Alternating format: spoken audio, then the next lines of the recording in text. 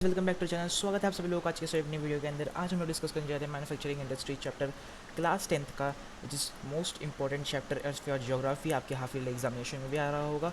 तो सबसे पहले इस चैप्टर को आज पूरा कोर तक कंप्लीट करेंगे। वन शॉट में पूरे चैप्टर को कंप्लीट करने वाले हैं। थोड़ा बड़ा चैप्टर है, इसलिए जल्दी जल्दी कंप्लीट करेंगे ताकि जल्दी से जल्दी 10 से 15 मिनट के अंदर हम लोग कंप्लीट कर सके। एक कंप्लीट रिवीजन वीडियो है आप लोग के लिए। स्टार्ट करते हैं। What is manufacturing? मैन्युफैक्चरिंग क्या होता है? Production of a goods in a large quantities by processing raw material into a more valuable products. Manufacturing मतलब कोई भी रॉ मटेरियल है, कुछ किसी भी रॉ मटेरियल को प्रोसेस करके बना करके, किसी भी रॉ मटेरियल को प्रोसेस करते एक अच्छा सा प्रोडक्ट बनाना, उसको हम लोग कहते हैं मैन्युफैक्चरिंग ऑफ दैट प्रोडक्ट। जैसे कि केला है, मतलब बनाना। ठीक है, बनाना क्या है? Raw material. बनाना को प्रोसेस करके, बनाना को मैन्युफैक्चर करके क्या बना? Banana chips.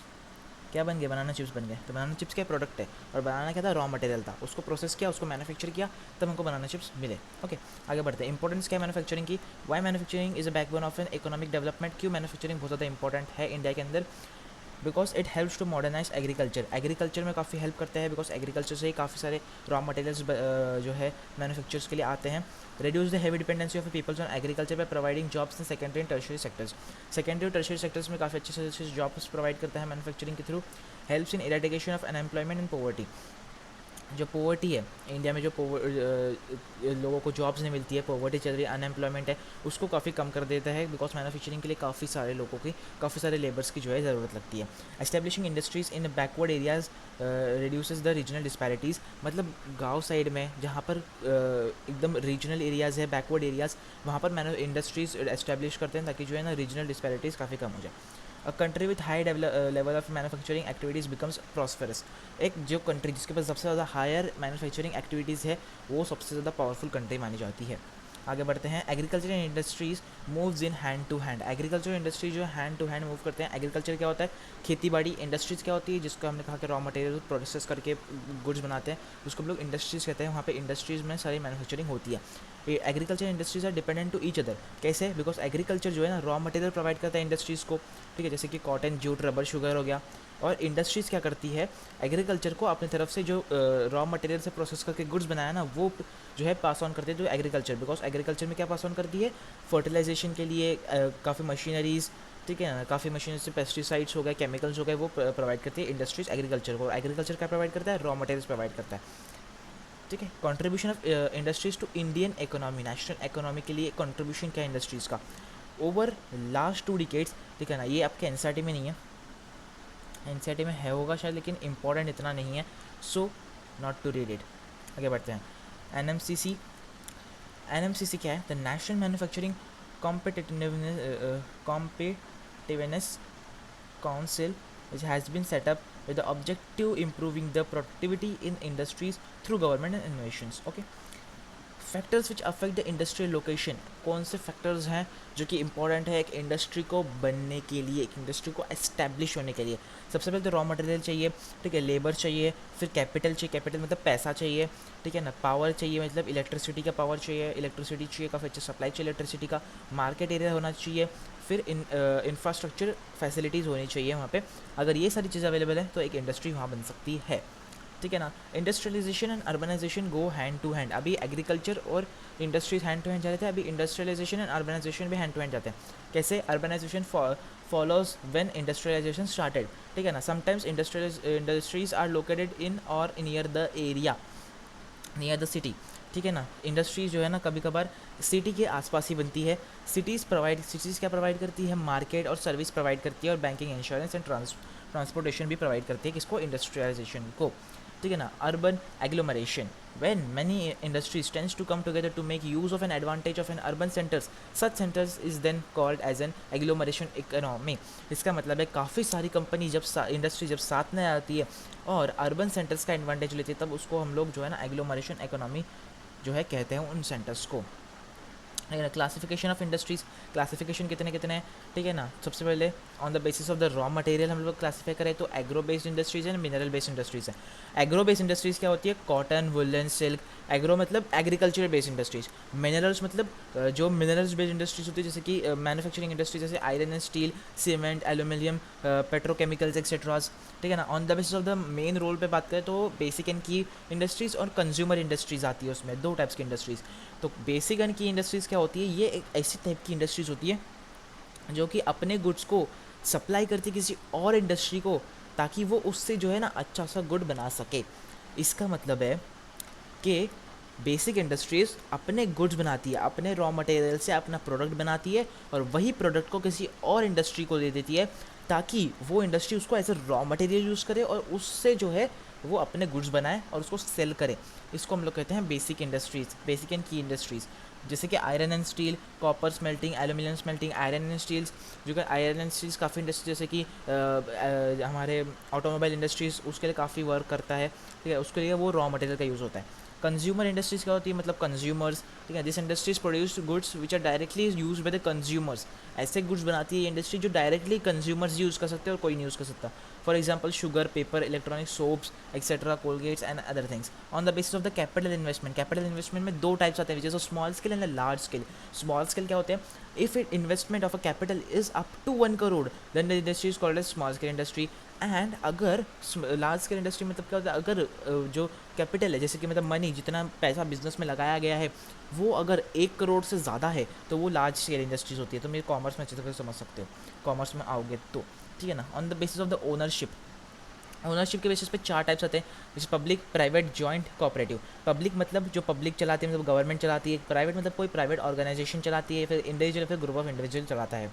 Joint sector industries क्या होती है, जो कि गवर्नमेंट साथ में एक इंडिविजुअल पर्सन दोनों मिलकर चलाते हैं।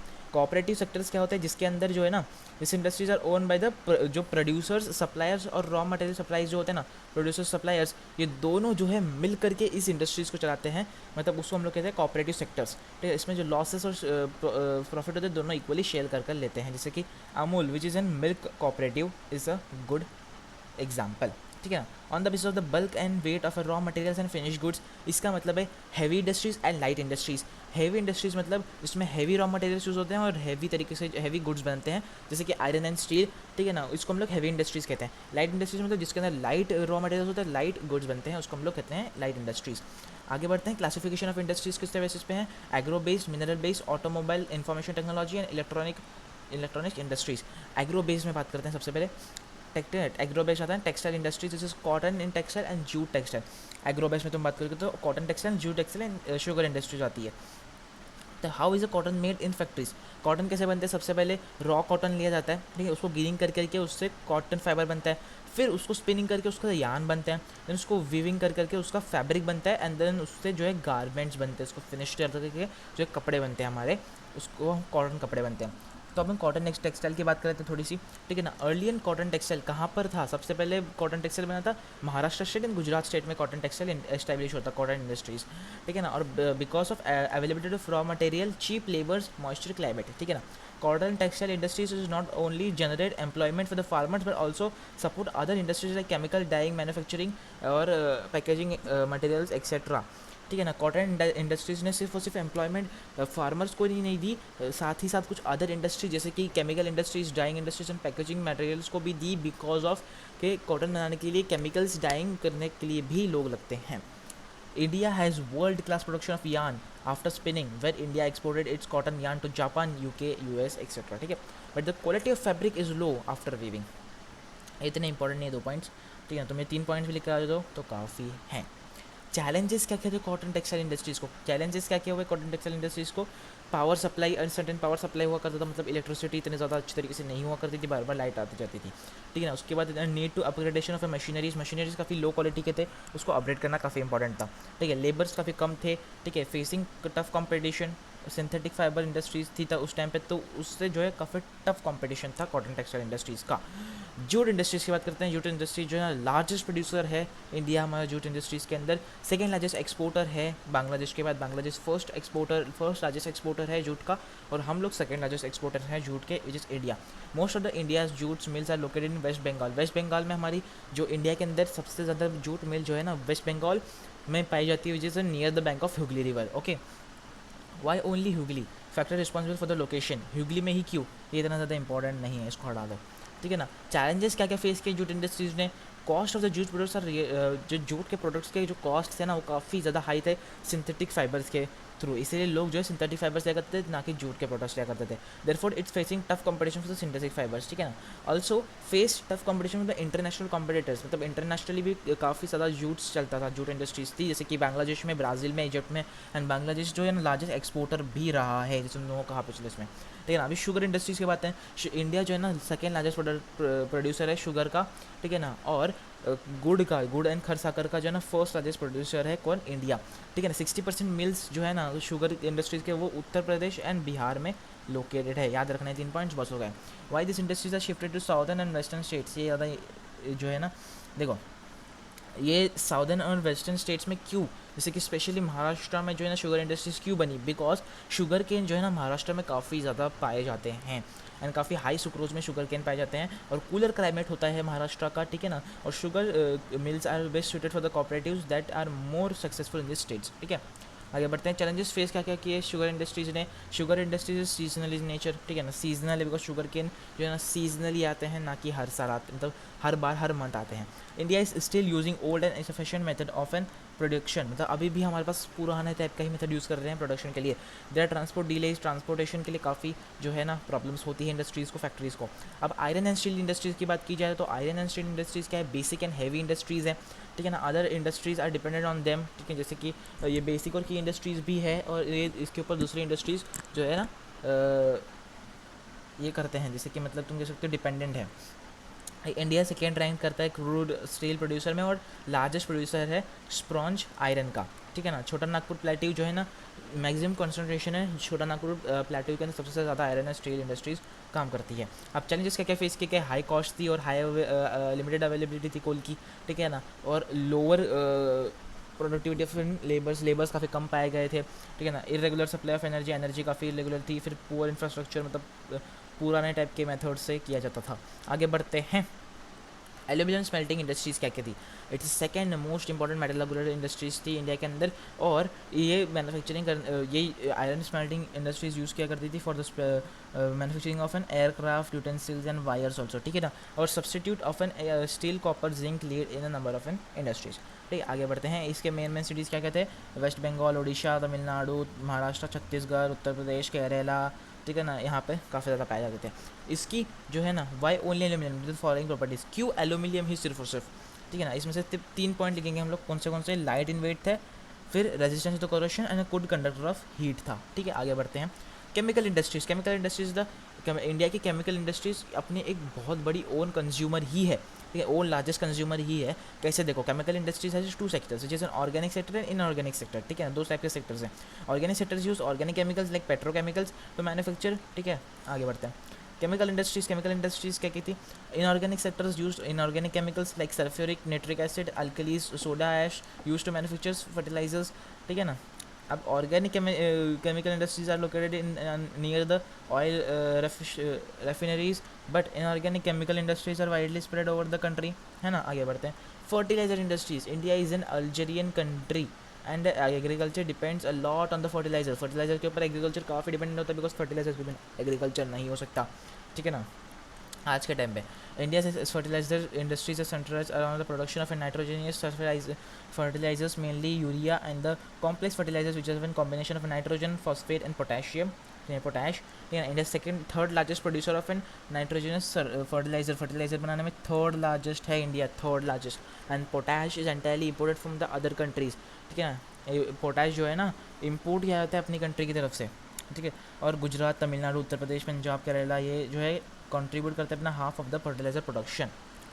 सीमेंट इंडस्ट्री क्या होती है, ठीक है ना। Cement industry basically buildings, house and flats, buildings, house, bridges, roads बनाने के लिए काफ़ी ज़्यादा यूज़ किया जाता है। एंड फर्स्ट सीमेंट प्लांट जो है ना 1904 में बनाया गया था इन द चेन्नई, ठीक है ना। This industry is doing well in the production of and well as well as export में, और प्रोडक्शन में काफ़ी ज़्यादा वर्क कर रही है, जैसे कि ईस्ट एशिया में, मिडल ईस्ट में, अफ्रीका में एंड साउथ एशिया में काफ़ी ज़्यादा वर्क कर रही है ये इंडस्ट्रीज़। ऑटोमोबाइल इंडस्ट्रीज़ का, जिसमें जो अब लोग कहते हैं जैसे कि कार्स बनाते हैं ना, उसको हम लोग ऑटोमोबाइल इंडस्ट्रीज़ कहते हैं। After liberalisation the growth of an automobile industries boosted in India, ठीक है ना। ऑटोमोबाइल की इंडस्ट्रीज़ की काफ़ी ज़्यादा बूस्ट अप हुआ है, ठीक है। FDI which is foreign direct investment bought new technology which match the global standard, ठीक है। This industry is located around Delhi, Gurugram, Mumbai, Pune, Chennai, Kolkata, Lucknow, Indore, Hyderabad, Jamshedpur and Bengaluru. आगे बढ़ते हैं। Information technology and electronical industries, this industries cover wide range of and products from calculator to the computer, ठीक है ना। This industry has generated major portion employment India. Also, Bengaluru has the emerged as an electronic capital of then India. The major industrial concentration in this is at Bengaluru, Noida, Mumbai, Chennai, Hyderabad, and Pune. The continuing growth in the hardware and software is a key of success of its industry in India. ठीक है, ये इतना important नहीं, सो मैंने इसको तुमको पढ़ाया because ये इसमें प्रीवियस ईयर में भी कहीं नहीं दिखाया है तुमको ये वाला क्वेश्चन, ठीक है। Industries contribution and air pollution, ठीक है। इंडस्ट्रीज़ ने एयर पोल्यूशन में काफ़ी अच्छा कंट्रीब्यूट किया है। इसका मतलब समझ रहे हैं ना कि इंडस्ट्रीज़ की वजह से एयर पोल्यूशन काफ़ी होता है। अब तुम उससे बता सकते हो, खुद से भी लिख सकते हो इसका क्यों एयर पोल्यूशन होता है। बिकॉज ऑफ इन काफ़ी ख़राब गैसेस निकल, जैसे sulphur dioxide and carbon monoxide gases निकलती है। काफ़ी airborne solids and liquid particles भी निकलते हैं in the like smoke and dust निकलता है फ्रॉम द फैक्ट्रीज, ठीक है ना। इसके कारण जो है ना काफ़ी एयर पोल्यूशन होता है। आगे बढ़ते हैं। अब वाटर पोल्यूशन में कैसे कंट्रीब्यूट किया इंडस्ट्रीज़ ने, ठीक है ना। बिकॉज वाटर पोल्यूशन में ऑर्गेनिक इनऑर्गेनिक इंडस्ट्रियल वेस्ट जो है ना बाहर रिवर्स में डिस्चार्ज कर दिए जाते हैं, इस रीज़न से काफ़ी ज़्यादा हार्म होता है। फिर डम्प्टेड हार्मफुल सब्सटेंस जैसे कि डिटर्जेंट, एसिड्स, सॉल्ट्स, ये सब भी वाटर में डाला जाता है, जिससे काफ़ी वाटर पोल्यूशन होता है। थर्मल पोल्यूशन क्या होता है, ठीक है ना। It is an thermal pollution sometimes called as thermal enrichment, ठीक है ना। अब बढ़ते हैं sudden changes in the temperature of a natural body of a water cause by the degradation of water quality, ठीक है ना। It occurs when hot water, जैसे मतलब एक कब होता है थर्मल पॉल्यूशन, जब भी गरम पानी फैक्ट्रीज़ के अंदर से जो है डायरेक्टली विदाउट कूल किए उसको डायरेक्टली रिवर्स में डाल दिया जाता है, उस रीज़न से जो है ना थर्मल पॉल्यूशन होता है। नॉइस पॉल्यूशन किस रीज़न से होता है, ठीक है ना। बिकॉज इंडस्ट्रीज एंड कंस्ट्रक्शन में वर्क काफ़ी होता है, ठीक है ना, हार्मफुल इम्पैक्ट पड़ते हैं, काफ़ी मशीन्स चलती है, उस रीज़न से जो है ना इरिटेशन होता है, ठीक है। काफ़ी उस रीज़न से जो है ना नॉइस काफ़ी क्रिएट होती है, और ये रिजल्ट्स क्या करता है, irritation, anger, increases heart rate and BP, मतलब ब्लड प्रेशर के लिए। हाँ, हम लोग कंट्रोल कैसे कर सकते हैं एनवायरमेंटल डिग्रेडेशन को, minimising use water to processing by reusing and recycling, ठीक है ना। पानी का कम यूज़ करो, ठीक है ना। हार्वेस्टिंग करो, रेन वाटर हार्वेस्टिंग। पहले तो गर्म पानी को रिवर में डालने से पहले उसको पहले ट्रीटिंग करो, मतलब ठंडा करो उसको पहले, ठीक है ना। इको टेक्नोलॉजी यूज़ करो, ठीक है। फिर NTPC shows the way. NTPC क्या है, national thermal power corporation. It's a major electricity generation and distribution company of India, ठीक है। NTPC बहुत इंपॉर्टेंट है, NTPC के लिए काफ़ी अच्छी तरह से तुमको पढ़ना पड़ेगा, ठीक है ना। Optimising utilisation of equipments, adopting latest techniques and upgrading, ठीक है ना। अब इससे ये क्या क्या करता है national thermal power corporation, it's minimise waste को मिनिमाइज़ करता है, ठीक है। कैसे करता है, ऐश के यूटिलाइजेशन के थ्रू, ठीक है ना। और ग्रीन बेल्ट्स जो है प्रोवाइड करता है फॉर द न्यूट्रिंग इकोलॉजिकल बैलेंस, ठीक है ना। इकोलॉजिकल मॉनिटरिंग और रिव्यूज़ करता है, उनके पावर स्टेशन होते हैं वहाँ से ये मॉनिटरिंग और रिव्यूइंग करते हैं, ठीक है ना। Modern waste management techniques use की जाती है पॉल्यूशन कम करने के लिए, ठीक है ना। वन सिस्टर कुक्ड फूड, मैं खाना ही नहीं खाएगा साला, है ना। चलो, तो यही पे हमारा वीडियो खत्म हो चुका है, तो मिलते हैं हम आपसे नेक्स्ट वीडियो के अंदर। यही पे हमारा चैप्टर कंप्लीट हो चुका है, वन शॉट में हमने पूरा चैप्टर कंप्लीट कर दिया। अगर आपको अच्छा लगा हो तो लाइक ज़रूर कर देना, सब्सक्राइब भी मेक श्योर करके कर लेना, आप नेक्स्ट से जल्दी आएगा। तब तक मैं आपसे मिलता हूँ किसी और नई वीडियो के अंदर, तब तक के लिए goodbye, take care and bye bye.